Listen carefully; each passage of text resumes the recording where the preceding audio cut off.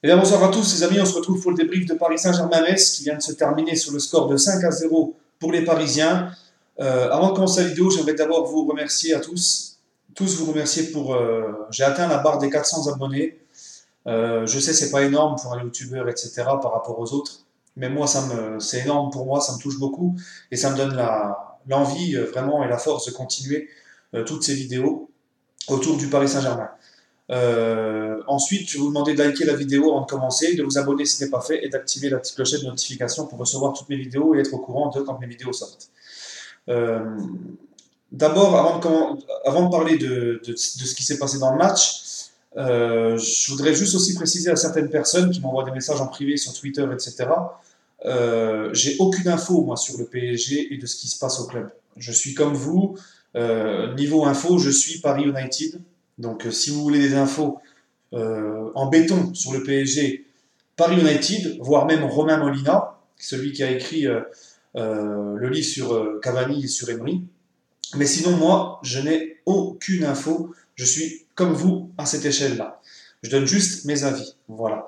Bref, pour le match, bah, écoutez, première chose, premier point dans ce match face à Metz, retour donc du PSG après sa débâcle face au Real.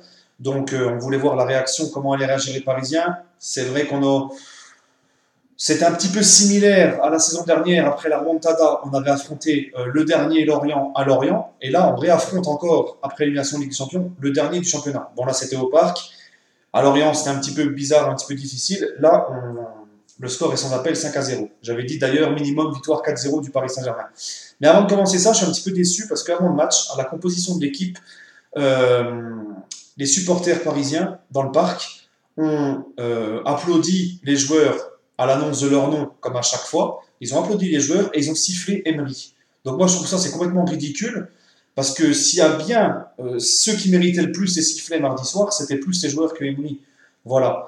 Et je suis un petit peu déçu aussi parce que je m'attendais, je ne demande pas à ce qu'on insulte les joueurs ou qu'on les siffle par rapport à la prestation de mardi, mais au moins que les supporters mettent une banderole de mécontentement en leur disant voilà, on est en colère, vous ne nous avez pas respecté mardi soir en jouant un rythme de sénateur, en ayant fait un non-match et de ne pas nous avoir rendu l'ambiance qu'on a mis, nous on n'a rien lâché, vous avez été nuls. J'aurais au moins voulu que les supporters mettent une petite banderole sur ça, chose qu'ils n'ont pas fait. Je ne demande pas non plus à insulter ou siffler les joueurs. Après ça, c'est mon avis, d'autres peuvent penser autrement. Bon, alors le match.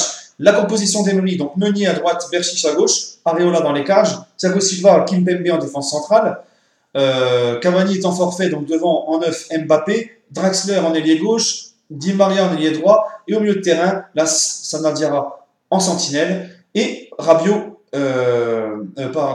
Verratti et Nkunku en relayeur. Donc, un match, bon bah voilà, tout l'ensemble du match, des Messins qui, pendant les 20 premières minutes, ont essayé de sortir un peu, de se montrer. Après, il n'y avait plus rien, surtout après l'ouverture du score parisienne, et notamment le second but du PSG par Nkunku. À 2-0, c'était plié, les Messins ont quasiment plus rien fait, même si on essayé de montrer des choses au début du match.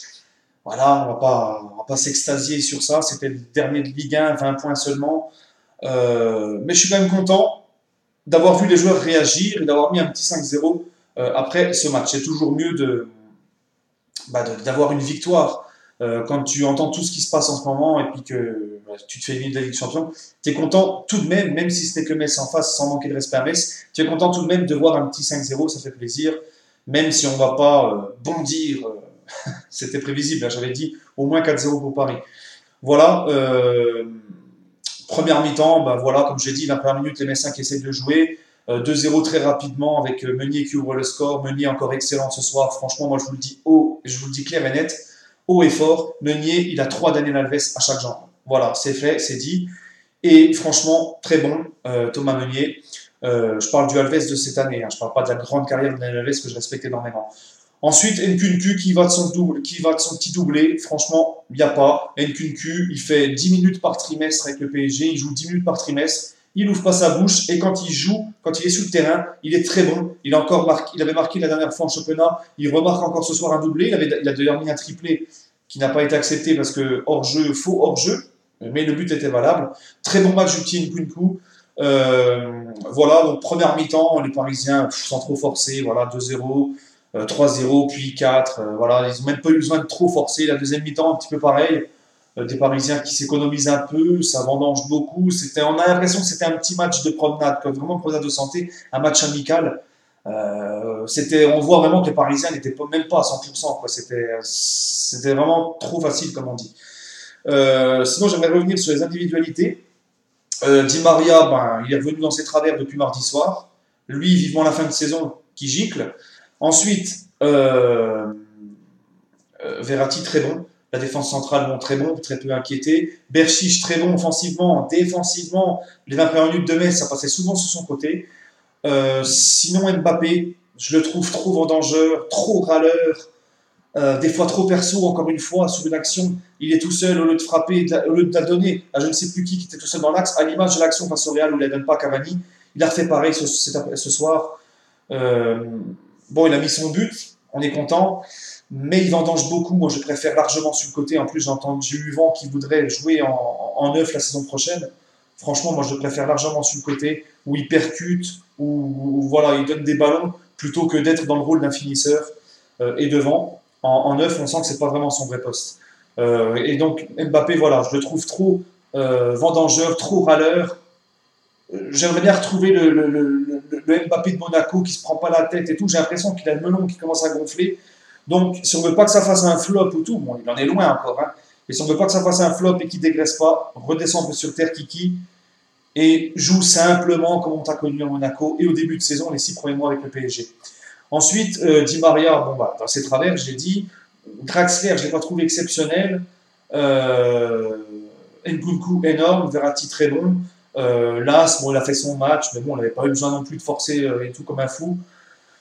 Et puis ensuite, au niveau des entrées, très bonne rentrée de Lo Celso.